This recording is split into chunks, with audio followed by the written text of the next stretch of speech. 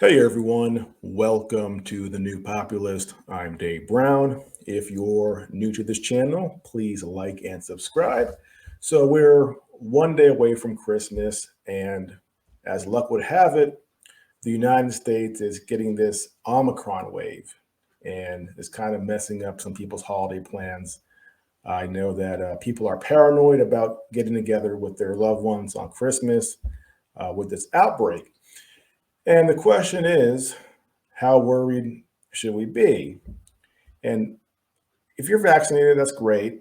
But there's people like myself who have natural immunity from a previous COVID-19 infection. And for someone like myself who has chosen to be unvaccinated, how dangerous is that? Is there a reason for me to get vaccinated? Should I be concerned? Well, up until recently, there's been I want to say a paucity of data, but the media and the government has generally avoided this conversation about natural immunity. And when they have addressed it, they say things like, oh, we don't have enough information yet. That was Dr. Fauci. I believe he was on Jake Tapper, and Tapper said, well, to be fair, Dr. Fauci, what about natural immunity? And he says, oh, we just don't have enough information yet. And this was a year into the pandemic when that information should have been there, but he avoided that topic. And then later, the CDC director referenced a Kentucky study that said that people who had the vaccine were 5 times less likely to get infected with COVID-19 than people who had natural immunity. And this study was garbage. The study itself said there's all these limitations, and a lot of people, doctors online, ripped it apart. It was a garbage study, and the CDC director should be embarrassed that she ever tweeted the study. And the fact that the CDC is actually still has the study on their website is a massive embarrassment. But there it is. But with this new Omicron strain that we have seen in South Africa, having or causing a lot of breakthrough infections and reinfections. Now they're talking about natural immunity again, because now with people who had a previous infection getting reinfected, now they're all fired up to say, oh, look at natural immunity. See, it's garbage. But is it really? But first, I want to go back, because before we address the Omicron, I want to address reinfection with the original strain, with the beta strain and the delta strain. And I want to look at this study from Qatar. And this study looked at a large segment of the population who was infected, who got reinfected, and what percentage actually got reinfected, and what did that show? And these people who were reinfected weren't vaccinated. So anyone who was vaccinated was not included in these numbers. And what it shows is pretty interesting. So let me pull the study up. And one of the doctors on this study is actually a liaison to the health department in Qatar. So it's not a quack or some weirdo doctor with a BS study. And in fact, this study was actually listed or featured in an article on CNN. So if we're going to say that we need a mainstream source to give credibility to a study, well, it was on CNN. So there you go. Not a great mainstream source, obviously. CNN is terrible, but a mainstream source nonetheless, and it's not Fox News. And so what does it say here? Severity of SARS-CoV-2 reinfection as compared with primary infection. Qatar had a first wave of infections with severe acute respiratory syndrome coronavirus 2 from March through June 2020, after which approximately 40% of the population had detectable antibodies against SARS-CoV-2. The country subsequently had 2 back-to-back waves from January through May 2021, triggered by the introduction of the B.1.1.7 or alpha and B.1.351 or beta variants. This created an epidemiologic opportunity to assess reinfections. Now, it goes on to say here, and this is the interesting part for us, reinfections had 90% lower odds of resulting in hospitalization or death than primary infections. 4 reinfections were severe enough to lead to acute care hospitalization. None led to hospitalization in an ICU, and none ended in death. Reinfections were rare and were generally mild, perhaps because of the primed immune system after primary infection. In earlier studies, we assessed the efficacy of previous natural infection as protection against reinfection with SARS-CoV-2 as being 85% or greater. Accordingly, for a person who has already had a primary infection, the risk of having a severe reinfection is only approximately 1% of the risk of a previously uninfected person having a severe primary infection. It needs to be determined whether such protection against severe disease at reinfection lasts for a longer period, analogous to the immunity that develops against other seasonal common cold coronaviruses, which elicit short-term immunity against mild reinfection, but longer-term immunity against more severe illness with reinfection. If this were the case, SARS-CoV-2, the virus, or at least the variant studied to date, could adopt a more benign pattern of infection when it becomes endemic. So this study, there were only 4 people hospitalized, no one in the ICU, and no deaths in reinfections. Now, does that mean that there are no reinfections? And the answer is, of course, there are reinfections. I know right now, Dr. McCullough, who I have a lot of respect for, has said there has been no reinfections. Now, to be fair, he's kind of modified that statement a bit and said, yes, there's been reinfections, but they are rare. And that is the case. When reinfections happen, they're generally a very mild, and if they are severe, it's usually in a person who is immunocompromised or elderly, who had a weak primary infection where they didn't really generate a strong antibody response. Now, with Omicron, however, we're seeing a different story, but what we see from South Africa is that, again, people who are reinfected, it is generally mild. Now, it is just hitting the United States, and we are seeing people getting Omicron, and now the media was celebrating because somebody actually died of Omicron. And this study, this case was from 3 days ago.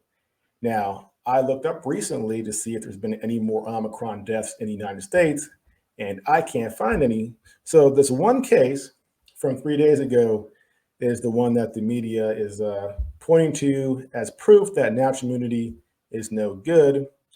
Of course, there probably will be more deaths in the future, but when you actually look at the case, and I'll pull it up now, the person who died had a lot of issues. Now, he was between the age of 50 and 60 years old and had underlying health conditions that put him at a higher risk for severe COVID, as it says here. But I actually went to Harris County itself, their actual report from the government there, or the health office, and it says Harris County reports first COVID-19 Omicron variant-related death. Unvaccinated man with underlying health condition had tested positive for the Omicron variant. So it's kind of vague. You got a guy between 50 and 60. He has underlying health conditions, and it's a variant-related death. And I'm not saying he didn't die of Omicron, but when they word it in that way, variant-related, it doesn't really make it clear what actually killed him. Did Omicron kill him, or was he in hospice when he tested positive for Omicron? We don't know. We get this limited amount of information here. But imagine that you have this one case of somebody who had a lot of problems. He was almost 60 years old, dies of the Omicron, or dies of a variant, it's a variant-related death. And this is what you're going to spike your football on. You're going to make policy for tens of millions of Americans who have natural immunity because of this one person here who died of Omicron or related to Omicron. And we go back and we see on Twitter some of our blue check marks here. Important note for the unvaccinated who believe in natural immunity. The first Omicron-linked death in the U.S. was recorded in Texas Howard County on Monday evening. This man was unvaccinated but had been previously infected. No mention of the massive comorbidities he had, and you leave that detail out, and it tells a completely different story. And this article here in Forbes, they're just dying to make a big deal of it. And they say here, oh, this is embarrassing. The Omicron variant is a bit like Benedict Cumberbatch as Khan in the Star Trek movies, quite different from its predecessors. So I've never seen people get so excited to see sickness and see a virus cause havoc. But apparently the left, they get so excited. And you think they would want to see things get better like the rest of us do, people who are sane. But every day they do this stuff where you go, what's wrong with these people? But they're celebrating this, and they want to use this as a reason why you, with your natural immunity, should get vaccinated. Now, what I find interesting is what we see in the UK. Now, what happens in South Africa has spread to the UK, and now it's spreading to the United States here. And I see this article here, and it says 1 in 10 people with Omicron in England have previously contracted COVID-19. Let's stop and think about that. 1 in 10. So there's 90% of people who don't have a previous infection. What percentage of those people are vaccinated versus unvaccinated? Now, I'm 100% certain there's going to be a large group there who are unvaccinated, but also a very large group who are vaccinated. Now, in this article, which I'm not going to go through, I'm showing you the headline here.